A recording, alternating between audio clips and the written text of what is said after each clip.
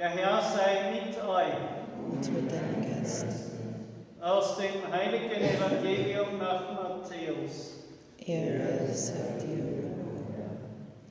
In jener Zeit sprach Jesus zu seinen Aposteln: Geht und verkündet, das Himmelreich ist nahe.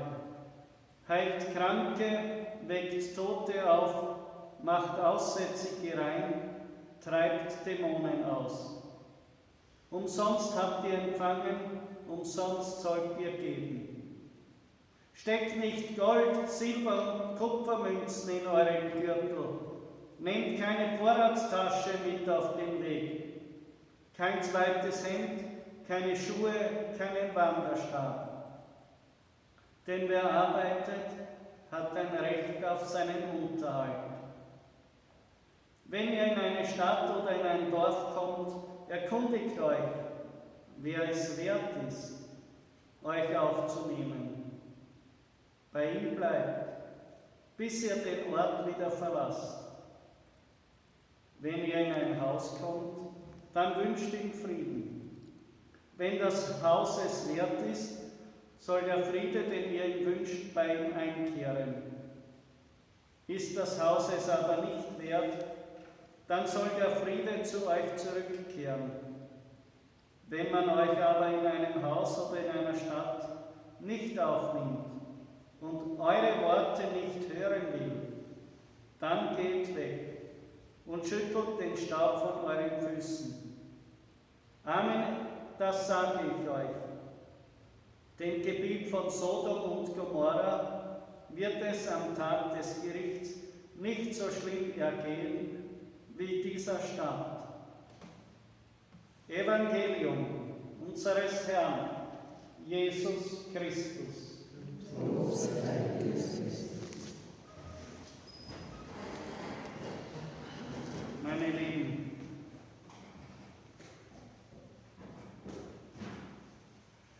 es sind erschütternde Worte.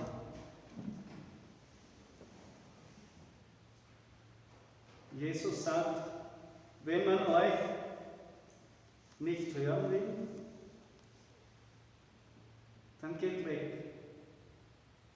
Schüttelt den Staub von euren Füßen und überlasst sie dem Gericht Gottes.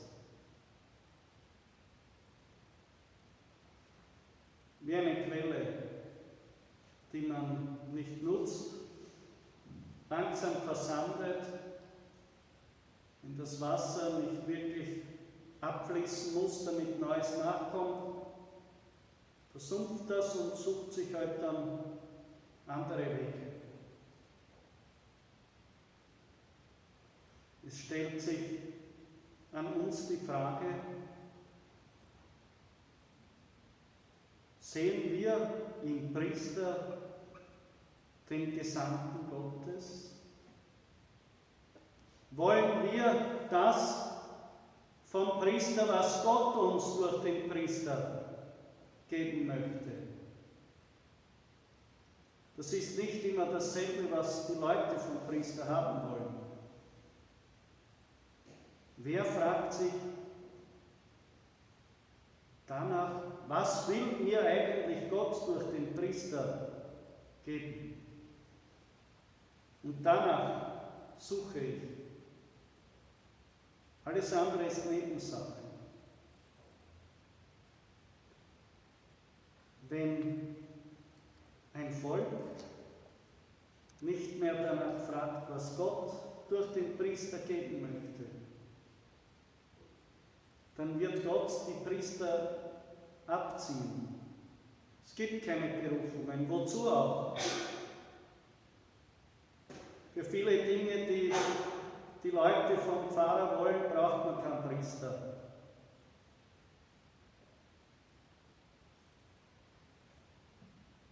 Die vollbesetzten Kirchebänke bei der Heiligen Messe beweisen das. Und auch die Reihen vor den Beichtstühlen, die nicht vorhandenen, machen das sichtbar. Gott sagt, ja, gut, sende ich sie heute woanders hin. gibt es woanders zahlreiche Berufungen. Wenn ihr etwas anderes wollt, dann werdet ihr es schon finden. Aber wenn ihr das nicht wollt, was ich euch geben möchte, dann werdet ihr einmal dafür die Verantwortung tragen. Am Ende eurer Tage. Gleichzeitig ist es auch die Frage an den Priester. Betrachtest du dich als den Gesandten Gottes in einer Pfarrgemeinde, jeden Augenblick auch bereit weiterzuziehen? Es geht nicht hier, dass ihr einen krisensicheren Job habt bis zur Pensionierung und dann lasse ich mich irgendwo gemütlich nieder und verlebe mit den Leuten vor Ort eine angenehme Zeit und tue über alles sozusagen im Schlagau, was der frommen Denken und Satz drüber breiten und allem sozusagen einen religiösen Touch verleihen, wo ich heute auftauche. Worum geht es? Wozu bin ich gesandt? Das kann oft eine sehr unangenehme Frage sein, weil man selbst im Gebet darum ringen muss, Herr, was soll ich, was ist das, was du durch mich den Menschen geben möchtest? Das ist ja nicht immer das, das ich selbst für angebracht oder gut halte. Und nur weil ich im Gebet keine besonderen Zeichen finde, dann heißt das noch lange nicht, dass Gott mir nichts sagt. Wer weiß, vielleicht ist es wichtig, mich länger im Gebet danach zu suchen, damit für mich das, was Gott durch mich tun möchte, auch wirklich einen hohen Stellenwert hat. Das Ringen im Finstern und das, was Gott möchte, ist unheimlich wichtig.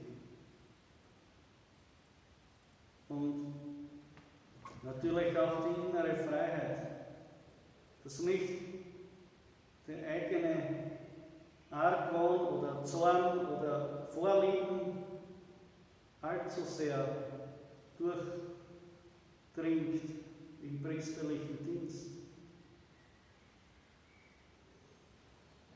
Vieles davon ist immer eine Gefahr.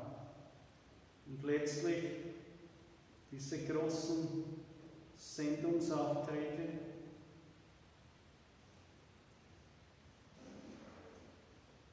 geht und verkündet, das Himmelreich ist nahe. Diese Hoffnung, die sich nicht auf diese Welt begründet, sondern auf das Gnadenwirken des Herrn. Und das soll zum Ausdruck kommen: heilt Kranke, weckt Tote auf, macht Aussätzige rein, treibt Dämonen aus. Wie viele Priester kennt ihr, von denen man sagen kann, durch die kann Gott bereits diese Dinge bewirken?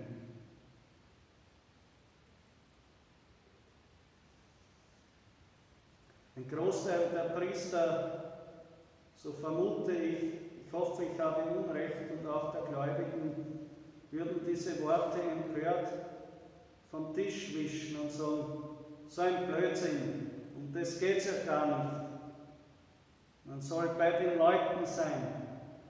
Es ist gescheiter, man trinkt mit einem Viertel Wein oder dort Karten spielen.